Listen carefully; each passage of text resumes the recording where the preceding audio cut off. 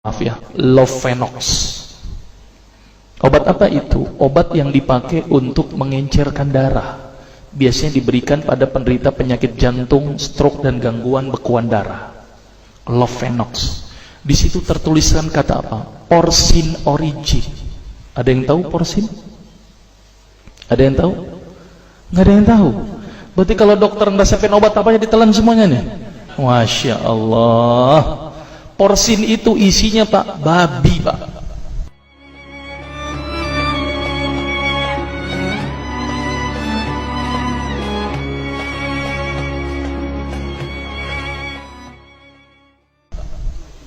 Malah di boxnya tertulis kata-kata benar-benar bersumber dari babi. Saya bilang, waduh, berarti dok, kalau antum ngeresepin porcine satu pasien, antum telan itu obatnya, kira-kira ibadah orang tersebut diterima nggak sama Allah? Diterima atau tidak? Tidak akan diterima dok. Siapa yang dipersalahkan nanti? Antum yang menuliskan resep. Satu. Diambil lagi obat yang kedua. Saya cerita latar belakang dulu ya sebelum saya terapi senyum. Diambil obat yang kedua. Pada waktu itu diambil apa? Actrapid. Apa itu? Insulin. Tulisannya apa? Human insulin.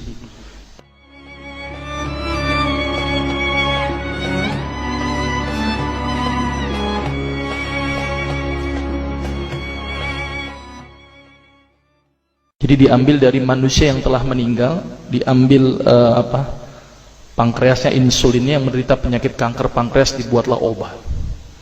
Berarti dokter sudah menyuntikkan manusia ke dalam manusia. Diambil lagi obat yang ketiga. Luar biasa ini dokter. Apa Ustadz ini? Diambil obat namanya analsik. Apa itu analsik? Obat untuk pusing. Ini di kalangan dokter sering resepin ini. Isinya apa? Antalgin dan diazepam.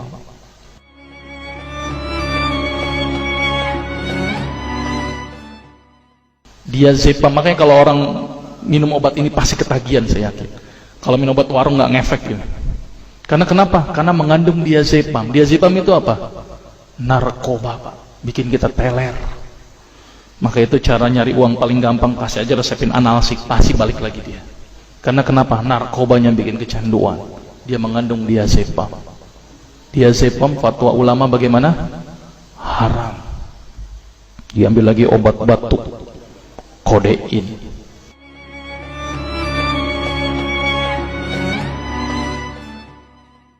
Maka itu kita minum obat batuk langsung hilang batuknya karena kodein. Kodein ini ternyata derivat dari narkoba. Berarti dokter sudah ngeresepin narkoba.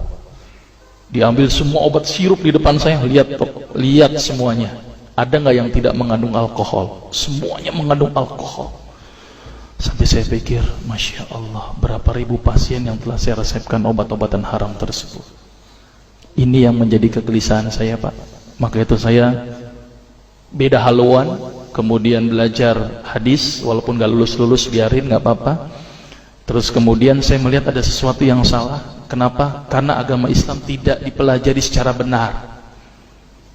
Banyak umat Islam saat ini